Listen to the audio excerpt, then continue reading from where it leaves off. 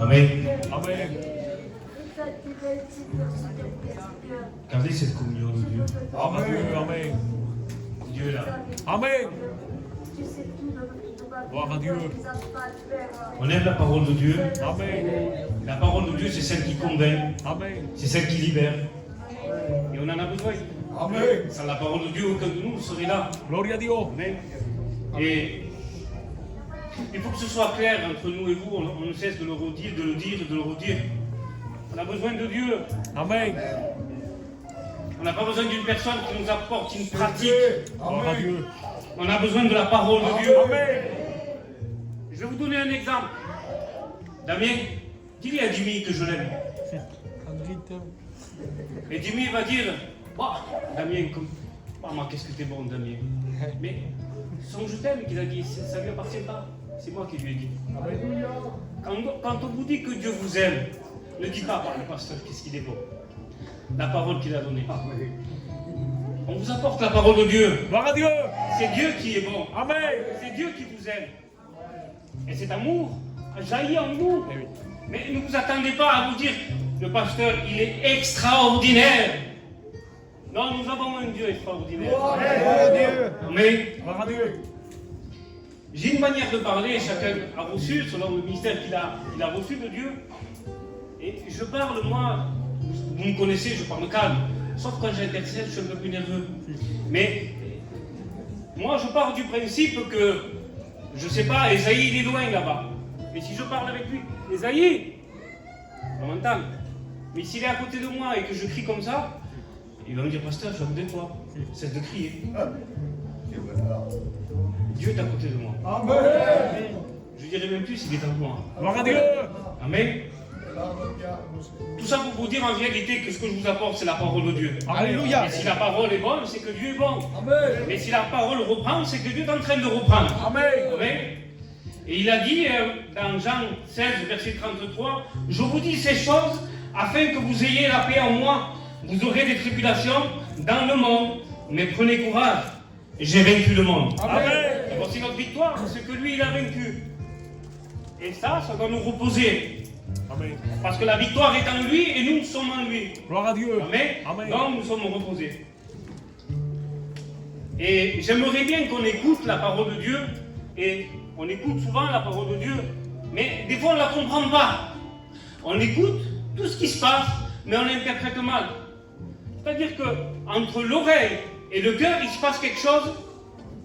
Dans le langage biblique, on appelle ça, dit Assina, un entendement corrompu. Et le verset se trouve dans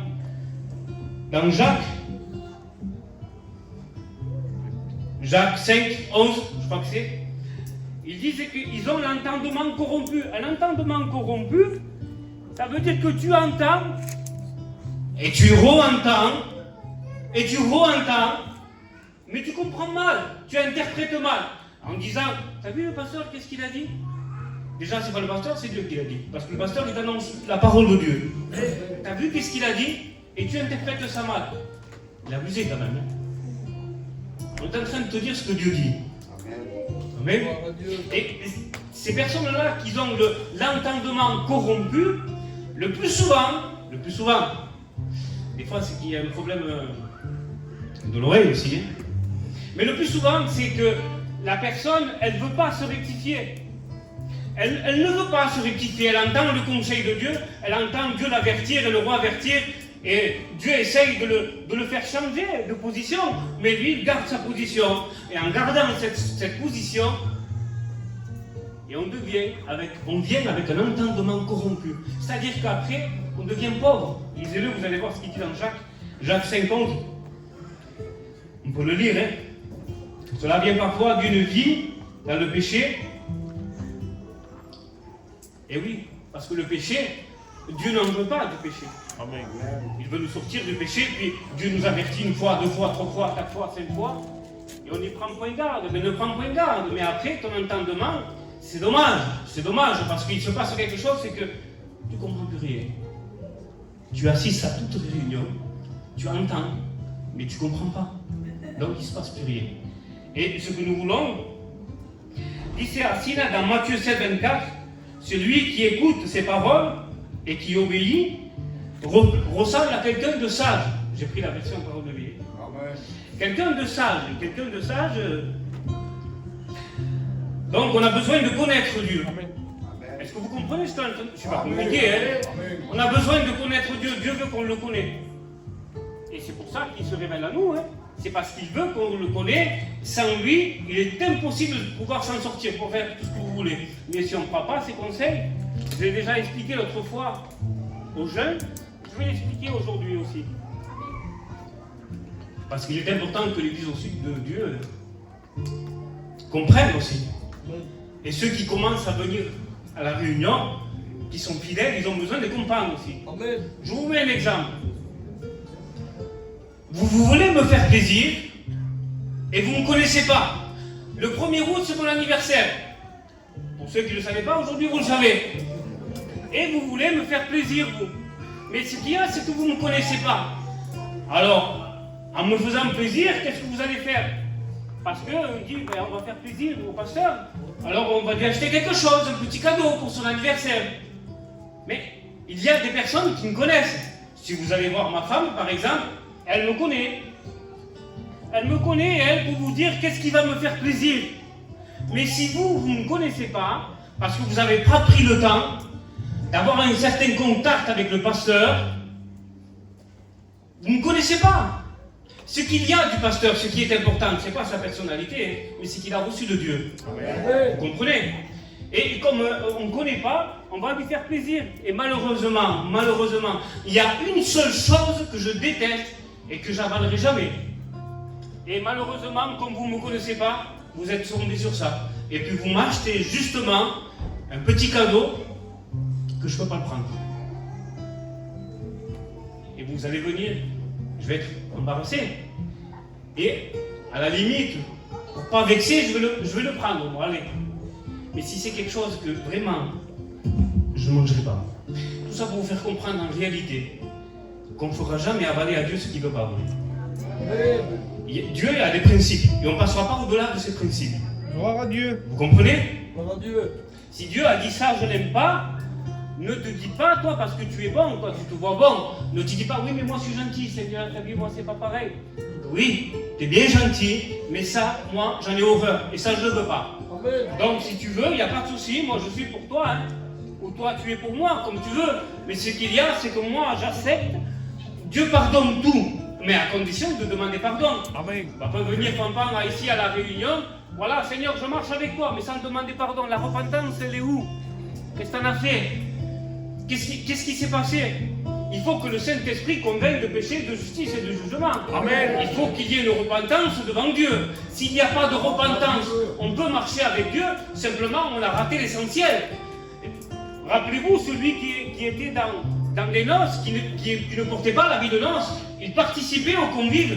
Tu participes à des réunions, tu arrives à ressentir la présence de Dieu, parce que c'est très facile. Il y a des gens de Dieu, il y a Dieu, parce qu'il a dit 2 ou 3 réunis en mon nom, je serai au milieu de vous. Et je crois qu'on est plus de 2 ou 3. Donc il est au milieu de nous. Et sa présence, elle est bonne, et c'est très facile à pouvoir ressentir la présence de Dieu. Hein. Donc on participe au convive un peu, hein. Mais ce qu'il y a, c'est que tu n'es pas passé par l'essentiel. L'essentiel, c'est quoi? C'est de venir repentir devant Dieu. Amen. Amen. Sans repentance, pas d'accès. Amen. On le comprend, hein? Gloire à Dieu. Donc j'espère que je suis pas... Dieu a besoin qu'on le connaisse. Et vous savez, quand on connaît Dieu, on peut souffrir aussi. Parce que dira la Bible comme ça, la pluie, elle tombe sur le juste comme sur l'injuste. Elle ne fait pas de distinction. Jésus a dit, vous aurez des tribulations dans le monde, mais prenez courage, j'ai vaincu le monde. Amen. Donc si lui l'a vaincu, nous on repose en lui. Amen. Jacques 5,13 dira comme ça, parmi vous, est-ce qu'il y a quelqu'un qui souffre? Est-ce qu'il y a quelqu'un qui souffre? Ne levez pas votre main, ne prenez pas cette peine-là. Mais regardez entre vous et Dieu. Est-ce qu'il y en a qui souffrent? Eh bien le conseil c'est comme ça. Jacques 5,13, s'il y en a qui souffrent, qu'ils prient. Amen. Et une fois que vous êtes rentré dans la prière, qu'est-ce qui se passe? On continue, hein? Et s'il y a quelques-uns qui sont dans la joie, qui chantent, mais qui chantent à Dieu. Amen. Amen. pas n'importe quoi. Perdona, mais n'allez pas chanter les chansons du monde dans cette joie. Parce que ça, la joie de Dieu, la joie que la prière procure, que l'assurance en Dieu procure, ça ne vous est jamais arrivé de chanter des cantiques, vous ne savez pas pourquoi, parce que vous êtes bien, vous êtes levé bien, et puis on chante Seigneur, te amo. Je ne sais pas pourquoi, ça fredonne toute la journée, ça fredonne. Mais oui, parce que ça jaillit, parce qu'il y a de la joie. C'est pas qu'on essaye à montrer quoi que ce soit, c'est parce que ça jaillit, la joie, l'action, les paroles que Dieu dit, ça prend vie en nous et pas action, réaction. Ça c'est fait par le Saint-Esprit. Donc tout ça pour vous dire, il dira, si parmi vous, il y en a quelques-uns qui souffrent, qu'ils prient. Et s'ils sont dans la joie, qu'ils chantent à Dieu. Amen. On prend un texte dans Actes 16, 22, il dira, Paul et Silas. Paul et Silas aimaient Dieu de tout leur cœur. Et des fois, quand quelqu'un aime Dieu, bien sûr, qu'est-ce qu'il avait dit, Jésus? Qu'est-ce qu'il avait dit? Heureux serez-vous lorsque on vous persécutera, qu'on dira faussement de vous toutes sortes de mal à cause de moi.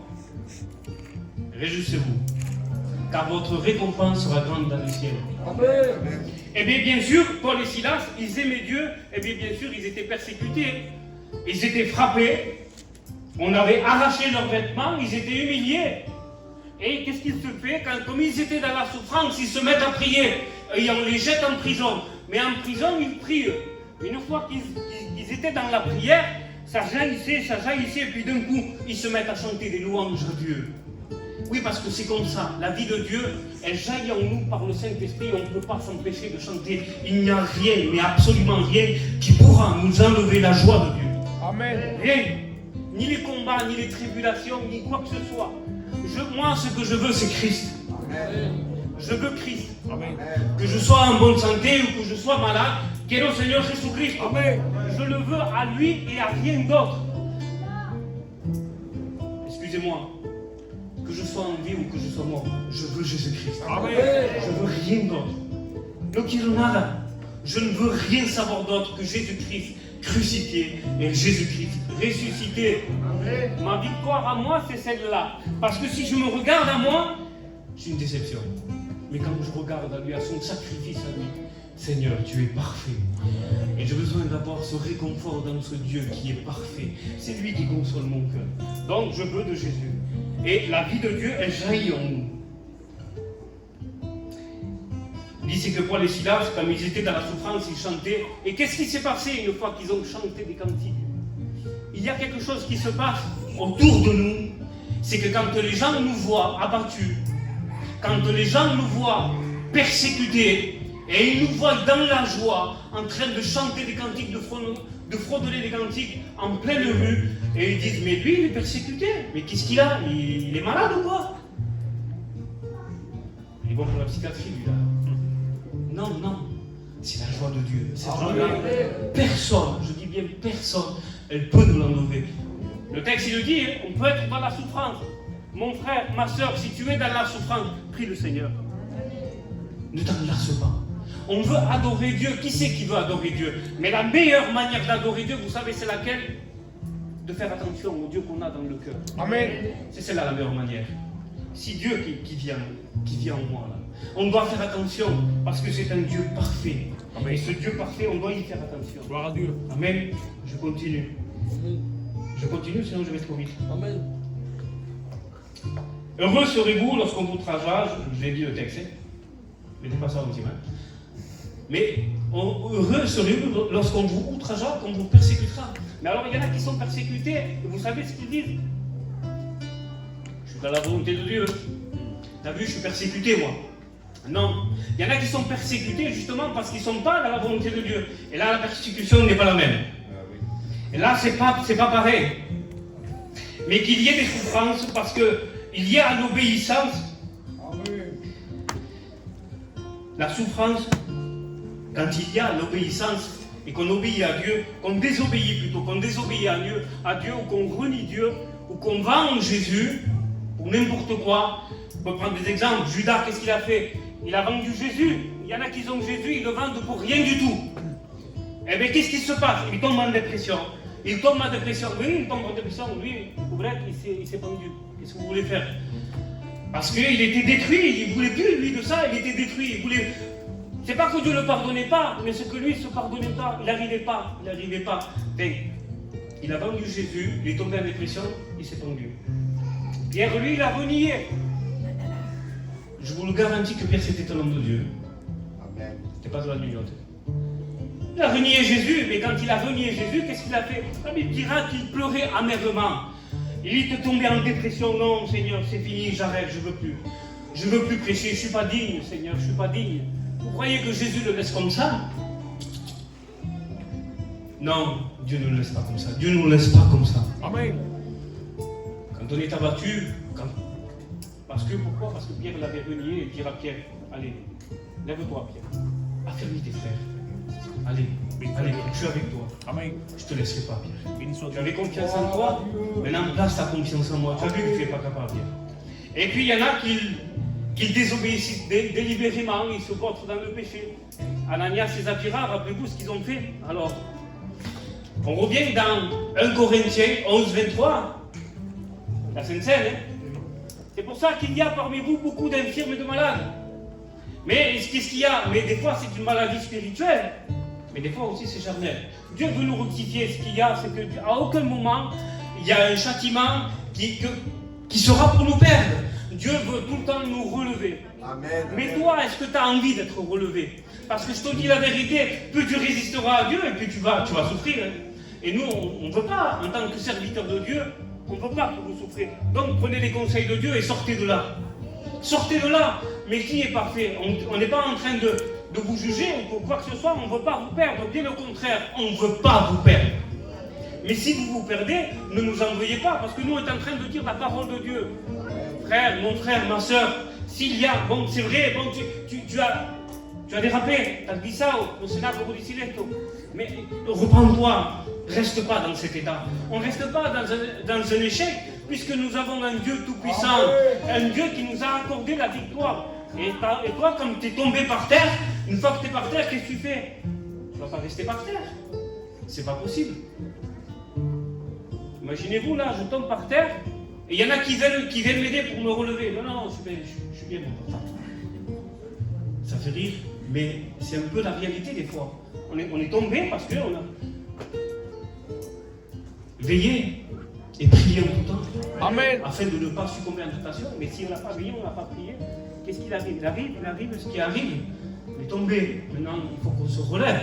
Donc, les persécutions, si je suis persécuté parce que je marche avec Dieu, et que je marche avec Dieu comme il le faut, je suis persécuté à cause de son nom. Et là, c'est vrai que je suis dans la souffrance, il y a une certaine souffrance, mais cette souffrance, elle me pousse à prier. Et quand je suis dans la souffrance et que je prie, la joie arrive. La joie de mon salut. Il n'y a personne, mais je dis bien personne qui pourra me l'enlever. Même pas un diable déchaîné. Il pourra être déchaîné comme vous voulez, mais la victoire, elle est à lui. Amen. Vous avez vu, je ne sais pas, on prend une image de quand j'étais petit, j'avais tout le temps mes cousins qui étaient plus grands. Et bien sûr, des fois, en étant petit, on cherche toujours les plus grands. On sait pourquoi, mais merci. Et quand il arrivait un peu fâché, qu'est-ce qu'on faisait? Hop, on mettait le cousin qui était plus grand. C'est pas un cousin, c'est notre Dieu tout-puissant. Amen. Il peut venir enrager comme il veut. Nous, on place Jésus devant. C'est Jésus. On suit Jésus de toute manière. Et si on le suit trop vite, on risque de le dépasser. On ne peut pas le dépasser. Non, les frères, non, les sœurs. On ne peut pas dépasser Jésus. Parce que la vie, elle est là. Et puis, comme je vous le disais tout à l'heure, la pluie, elle tombe sur le juste comme sur l'injuste. Mais comme je vous ai dit, que je sois persécuté, que je sois malade, que je sois en bonne santé, que je sois comme je sois, que tengo la pata rota, le brazo roto, ce que je veux, c'est Dieu, c'est Jésus. Je veux Jésus. Et si vous voulez Jésus, vous allez y arriver, parce qu'il a dit, je ne jetterai point dehors celui qui vient à moi. Vous savez, j'étais en train de parler avec les frères, et puis je parlais avec les frères, et il y a un moment donné où j'ai fait du mal, moi. Toi, pasteur, oui, moi, j'ai fait du mal à des frères. Je suis arrivé à faire du mal, maladroitement, hein. Pas exprès. Sinon, ça ne vient pas de Dieu. Mais maladroitement, j'ai fait du mal à des frères. Et quand je leur ai fait du mal, bien sûr, qu'est-ce que je faisais? Je leur demandais pardon. Frère, pardonne-moi. Mais le frère, il me pardonnait, lui. Mais c'était moi qui ne me pardonnais pas. Et un an après, je revenais vers lui. Frère, je te demande pardon. À un moment donné, il me dit, frère, ça fait un an. C'est bon maintenant? C'est bon. Ce qu'il y a, frère, je vous le dis, allez, c'était un pasteur. Il me dit, ce qu'il y a, frère, c'est que je t'ai pardonné, c'est que toi, tu ne te pardonnes pas. Donc, sors de là. Sors de là. Dieu t'a pardonné, je t'ai pardonné, qu'est-ce que tu veux? Ce qu'il y a, c'est que moi, je ne pardonnais pas. Et il y a des fois où on ne se pardonne pas. On ne se pardonne pas. On ne se pardonne pas d'avoir fauté, on ne se pardonne pas. Mais oui, il faut se pardonner. Dieu nous pardonne, le frère nous a pardonné, donc on sort de là. Qu'est-ce qui empêche, Seigneur? Il n'y a rien, Seigneur, qui empêche. Donc, quand Dieu corrige, d'une certaine manière, Dieu corrige, mais quand il corrige, ce n'est pas pour nous perdre, c'est pour nous redresser. Amen. Justement, ce n'est pas pour nous perdre. Hébreux 12, 11 dit, il est vrai, j'ai pris toujours la parole de vie, il est vrai que toute correction ne fait pas plaisir. Et non, la correction ne fait pas plaisir parce que des fois ça fait mal. Moi, quand je faisais des conneries, étant plus jeune, mon père me corrigeait, ça faisait mal. Et oui, mais ça faisait du bien. Comment? Ça faisait du mal ou ça faisait du bien? Ça faisait du mal sur le coup, mais après je comprenais. Et vous savez quand? Après, quand on grandit, après, on comprend. Je comprends mieux mon père maintenant. Tout ce qu'il faisait quand j'étais plus jeune, c'était pas pour rien. Et puis après, qu'est-ce qui se passe? C'est que comme on a une crainte du Père, parce qu'on le sait, hein, si on fait n'importe quoi, il corrigeait. Mais alors des fois, ça m'est arrivé, tant pis. Allez, c'est bon, on s'en fout. Il me corrigera, mais il ne me corrigera pas pour rien. Mais ça faisait plus mal. Donc, il se rectifiait mieux. Donc, il dit le texte là, il est vrai que la correction ne fait pas plaisir. Elle donne de la tristesse. Oui, elle donne de la tristesse. Des fois, ça donne de la tristesse. Mais cette tristesse-là, elle n'est pas pour t'achever. Elle est pour te sortir de là. Elle donne de la tristesse, mais plus tard, mais plus tard, elle devient juste et trouve ainsi la paix. Et c'est ce qu'on veut, avoir la paix. La paix en Dieu et la paix en nous. Parce que si Dieu nous accorde la paix et nous on n'arrive pas, on ne veut pas. Non, je n'arrive pas à me pardonner. Non. Je ne jetterai pas dehors celui qui est là. Amen. À condition que tu te rectifies. Comme je vous l'ai dit au début, si on vient en Dieu, on aime Dieu, on peut aimer Dieu de tout notre cœur. Ce que je vous ai expliqué, vous voulez me faire plaisir de tout votre cœur, vous y mettez tout votre cœur, vous achetez le meilleur cadeau. Et puis si vous ne me connaissez pas, vous allez m'acheter quelque chose qui me déplaît, que j'aime pas par-dessus, et que je suis contre ça. Et il y a des choses que Dieu est contre. Et nous, on ne le sait pas, on ne s'en rend pas compte. Mais Dieu ne peut pas avaler ça. Mais nous, on ne le sait pas. Mais si tu ne le sais pas, tu sais pourquoi? C'est parce que tu n'as pas de contact avec Dieu. Le contact avec Dieu va rectifier tout ça. Tu vas savoir ce qui lui plaît. Et quand on sait ce qui lui plaît, on lui fait plaisir. Pourquoi on lui fait plaisir? Parce qu'on a notre maître qui nous a sauvés, donc on veut l'honorer. On veut l'honorer. Mais si on ne le sait pas, qu'on n'a pas de contact avec lui, oui, le contact, il se fait comment, pasteur? Il se fait comment, le contact? Le contact dans la prière, dans la parole de Dieu. Amen. Mais on ne dissocie pas l'un de l'autre. On veut de la prière, on veut de la parole de Dieu. Comment voulez-vous que le Saint-Esprit vous conduira dans toute la vérité? Le Saint-Esprit, il nous conduit dans toute la vérité. Mais comment? C'est quoi la vérité? La vérité, c'est la parole de Dieu. Il dira, je suis le chemin de la vérité, c'est la vie. C'est lui. La parole de Dieu. Le Verbe était Dieu. Et le Verbe est Dieu. Le Verbe, qui c'est? C'est Jésus. C'est la parole. Mais comment voulez-vous que le Saint-Esprit nous conduise si on ne connaît pas la parole? Comment voulez-vous savoir? Oui, il y a un feu, mais André, ça ne peut pas tromper parce qu'il y a un feu. Mais d'où vient ce feu? Paul disait comme ça, sondez les esprits. Amen. Analysez, je le dis, la version parole de vie, analysez les esprits pour savoir s'ils viennent de Dieu ou pas. Pour savoir si ça vient de Dieu, ça correspond. Amen. Et si ça correspond, oui, amen. Amen. Je dis amen aux bonnes choses. Je ne dis pas amen à n'importe quoi. Je dis amen à ce que Dieu dit. Pas à ce que Dieu, André dit. André, il peut dire, André, tu as des belles paroles, mais ce n'est pas ce qu'il dit Dieu. Mais moi, je veux ce que... Vous êtes qui? Vous êtes ici pourquoi? S'il vous plaît, nommez la médecine à mes cadeaux. Vous êtes ici pourquoi? Pour Dieu. Amen. Dites amen à ce que Dieu dit. Amen.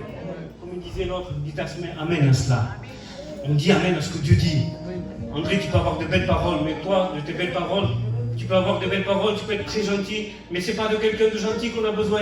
On peut être gentil avec vous et vous perdre. On veut que vous vous sauviez.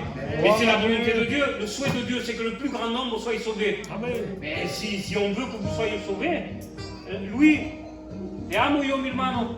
Mais si je ne te dis pas les conseils de Dieu, je vais te dire oui, Dieu t'aime, continue comme ça, vas-y. Et puis moi, je vois qu'il y a quelque chose qui ne va pas. Non, frère, vas-y, no hagas caso, tira pour l'aller. Mais toi, tu vas arriver au ciel, mais Seigneur, mais le pasteur, il m'a dit que c'était comme ça. Oui, mais le pasteur, il t'a trompé. Tu ne m'aimeras plus là. Tu te rends compte, à cause du pasteur, il ne m'a pas donné les conseils de Dieu. Et moi, j'ai pris ses conseils à lui. La faute, c'est un peu de moi, c'est vrai. Mais la faute est à toi aussi. On a tous une Bible à la maison. Ça ne coûte rien de la lire. Amen. Il y en a qui ne savent pas lire. Mais il y en a qui ont des clés USB. Vous vous en sortirez pas aujourd'hui, c'est pas possible. La parole de Dieu est accessible. Dieu est accessible à tous. Elle est accessible à 100%. Gloire à Dieu. Pas à 50%, mais à 100%. Je vous le dis la vérité, il va venir un temps où ce ne sera pas si accessible. Il commence à venir déjà. Ça commence à être de plus en plus dur. On m'a parlé il n'y a pas longtemps, une église de chez nous, sur Paris, ils ont fermé. Le gouvernement l'a fermé. Pourquoi? Parce que le gouvernement n'aime pas l'église. Ils n'aiment pas les choses de Dieu. Qu'est-ce que vous voulez que je vous dise? Vous voulez être aimé du monde? C'est impossible. L'autre fois, ça fait une semaine, à peu près ça, je m'étais mis à part. Et je dis, Seigneur, et je souffrais moi, quelque part. Et le Seigneur me parlait dans mon cœur, mais bien sûr avec la parole de Dieu. Il me parlait dans mon cœur et il dit, ils m'ont haï en moi.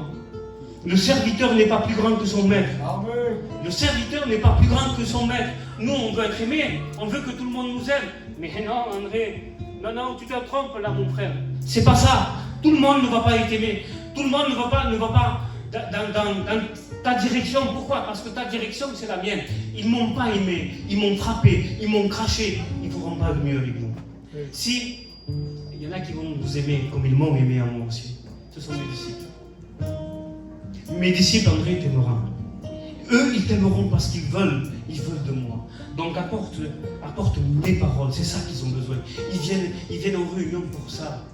Ils ne viennent pas écouter un pasteur qui parle tout doux, gentiment. Ils n'en ont que faire de ça. Ils veulent sortir de leurs problèmes. Et pour sortir de leurs problèmes, c'est quoi le principal problème que tout le monde a? Mais c'est le salut. Si vous voulez le salut, prenez les conseils de Dieu. Recevez mes instructions et vous trouverez le repos pour vos âmes. Si vous rentrez dans ces instructions à lui, on trouvera le repos. Mais si on ne prend pas les instructions, on ne trouvera jamais. Et des fois, on est agacé. J'arrive pas, Seigneur, qu'est-ce qu'il y a? Seigneur, c'est pas possible. Oui, mais qu'est-ce que je t'ai dit? Prends mes instructions, tu souffriras plus. Mais tu souffres pour rien. Mais je vais pas te dire que oui pour te faire plaisir. Non. Tu veux sortir de là? Oui. Eh bien, prends mes instructions. Je suis allé à Lille aujourd'hui, j'ai pris le GPS. Si je ne prenais pas les instructions du GPS, je me perdais, j'étais vite perdu. Et vous savez, moi, il m'en faut pas trop pour me perdre. Mais si je prenais très bien, j'avais le GPS, j'étais confié en lui. Par contre, si le GPS se perdait, j'étais perdu. Bon. Ce qu'il y a, c'est que je prenais ses conseils à lui. Tourne à droite, je tournais à droite. Mais quand Dieu te dit ça, c'est pas bon, et toi tu y vas quand même, mais non, ça ne peut pas marcher. Et après tu souffres. Mais Seigneur, je ne comprends pas, Seigneur, qu'est-ce que j'ai, Seigneur? Pourquoi j'y arrive pas? Pourquoi tu n'y arrives pas? Parce que tu ne prends pas mes conseils. Amen. Si tu prends mes conseils, tu ne souffriras plus, tu sortiras de là. Vous savez, on peut être malade et avoir de la joie. Je l'ai vu. Je vous le dis en vérité, je l'ai vu.